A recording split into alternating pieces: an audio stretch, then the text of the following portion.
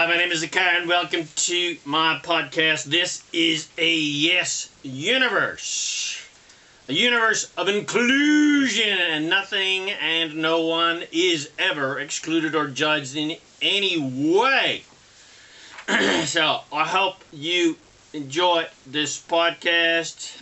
My name is ZaKaiRan, and I help success-minded people create the happy, healthy, wealthy, and abundant and freedom lifestyle you love. So, in my videos and podcasts and articles and books and all the support I provide at ZaKaiRan.com, I reveal the master keys of success, business, money, leadership, and relationship to help you become a conscious, deliberate creator of reality to create whatever you want in your life.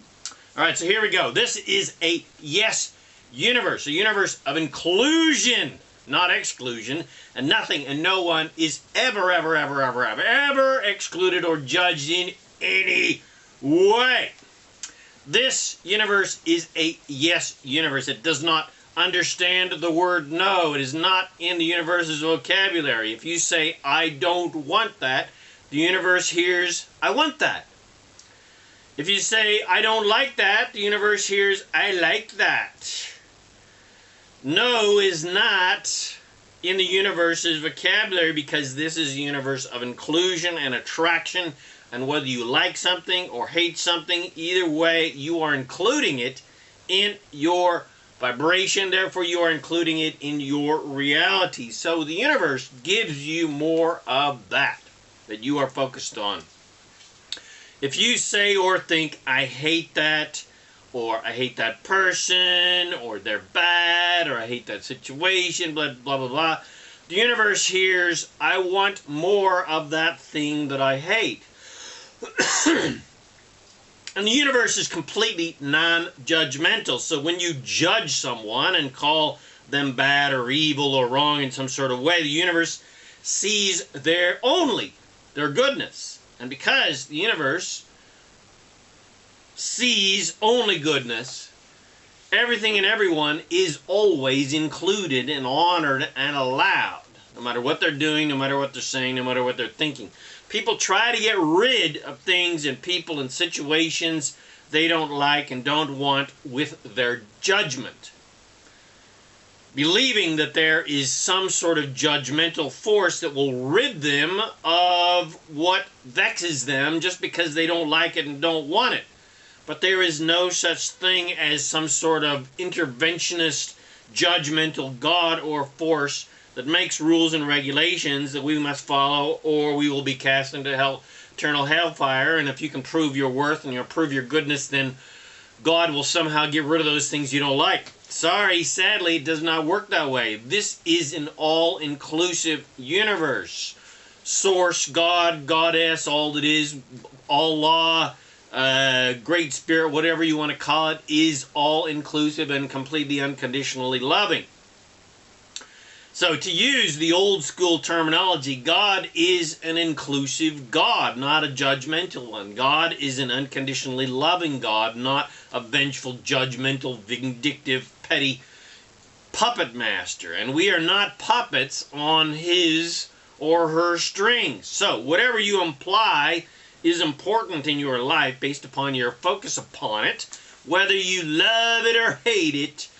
God, Goddess, the universe, Great Spirit says, your wish is your command. Here's more of that you like or don't like. Is that what you hate? Great! Here's more of that. Is that what you love? Great! Here's more of that. You can't trick the universe, and you can't trick God, and you can't trick the law of attraction and focus on things you hate and expect God to act like some fairy godmother and rescue you from your own creations and your own focus and your own attention and your own thoughts.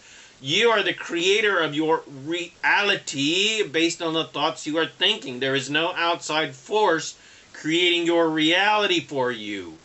Niet, nada. You can't focus on what you don't want and expect the universe to give you the opposite.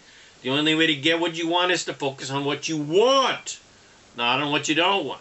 If you focus on what you don't want, the the unconditional universe, God, Great Spirit, etc., the law of attraction, thinks that's what you want, yay! Because that's what you're focused on. So here's more of that. So don't complain if you keep, if you keep bitching and moaning about things you hate, and you keep getting more of those things that you hate, and that you bitch and moan about in your life, because the unconditional, inclusive, all-inclusive universe is only giving you exactly what you are implying that you want based on your focus.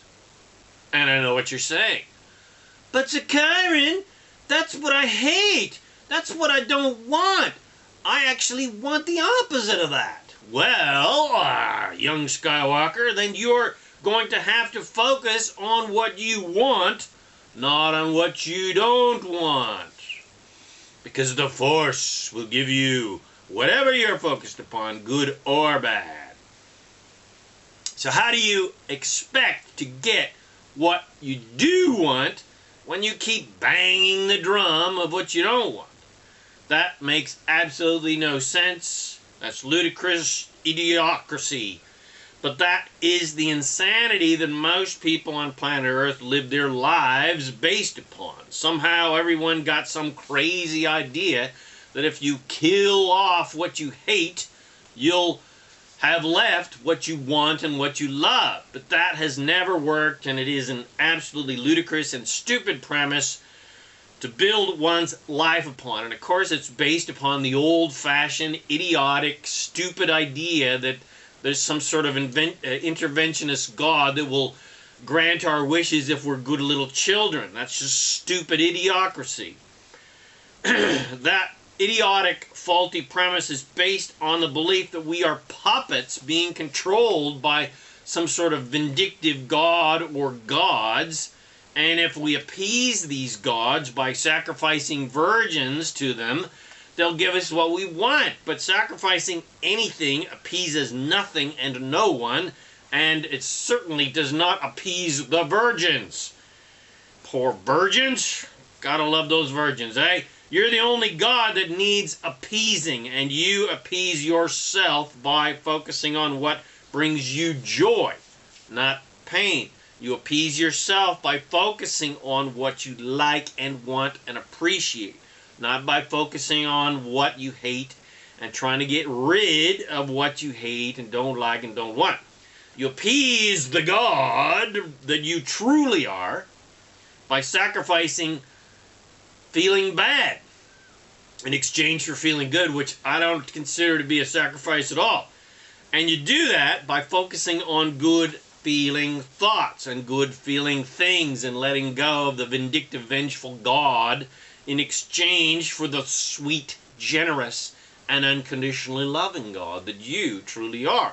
And that means you let go of all your resistance and your judgments and your criticism and your and you let go of the fight and the beliefs that you need to fight against what you don't like and don't want, and kill off what you don't like and don't want, because that just brings more things, that just attracts more things to you from the law of attraction that you just have to fight against and kill.